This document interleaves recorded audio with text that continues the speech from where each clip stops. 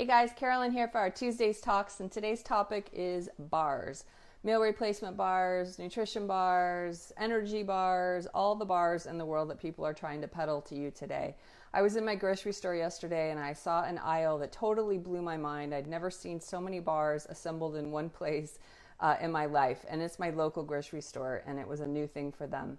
So I wanted to uncover bars to you so that you had a better understanding when you eat a bar, what it is that you're consuming and why you're consuming it and how it might benefit you.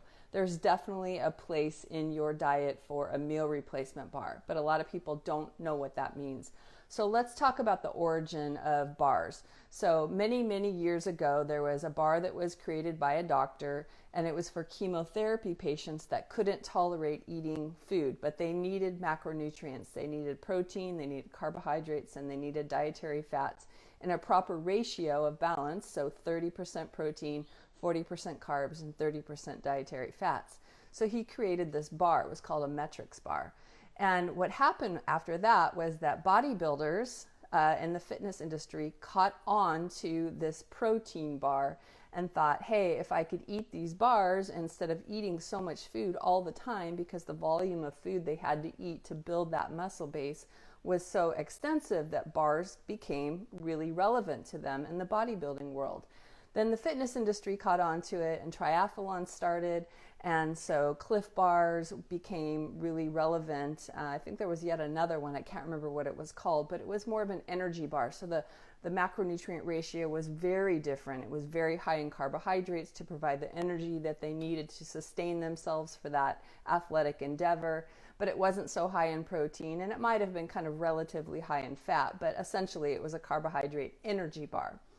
And then the other industries, the diet industry, kind of got onto it, and they created a bar called a Luna bar. And a Luna bar was for women, and it helped balance their hormones and all of these different things. Well, basically marketing caught on to bars. And now there's so many bars, it's mind-blowing. But the only bars that can be called a meal replacement bar is if they have 30% protein, 40% carbs, and 30% dietary fats. So in the Balanced Habits world, when we suggest you have a meal replacement bar, we're looking for something close to those ratios. You're never going to find the perfect bar, but you need to find it relatively close to your unit suggestions for your grams of protein, your grams of carbohydrates, and your grams of dietary fat. Sometimes you have to make up the balance for the protein, perhaps with something else, but think about every time you eat a bar, how is it serving you? What is the point of this bar? If you're buying a Luna bar, nothing against Luna, but that bar is so skewed in macronutrient ratios that don't make sense in the Balanced Habits world that we really can't make it work for you.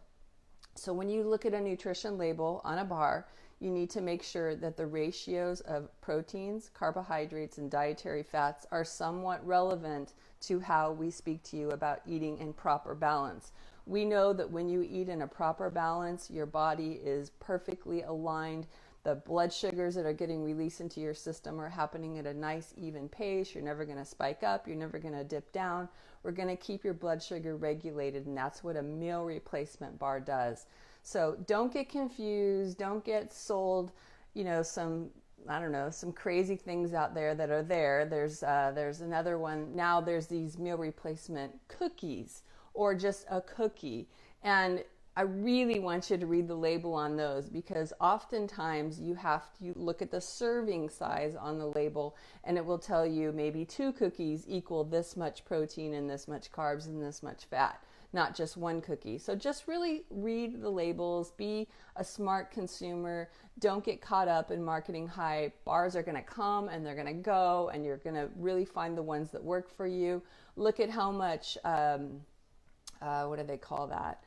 Sugar alcohol is in them, so that when they have like that pretend chocolate or that pretend yogurt on the outside, but the sugar content is low, look at the sugar alcohol content, because that will tell you if they've added a lot of sugar alcohol to make that taste good. Now understand that the sugar alcohol that makes something taste chocolatey is called maltitol, and if you eat too much of that, it will give you diarrhea and give you gas and give you a big stomach ache. So sugar alcohol is really not your friend either. So just be wary, be aware of what's happening, understand the nature of bars, understand the bar that will serve you the best, and don't be caught in the marketing haze of bars. All right, have a great Tuesday, and we'll talk to you again next time. Bye.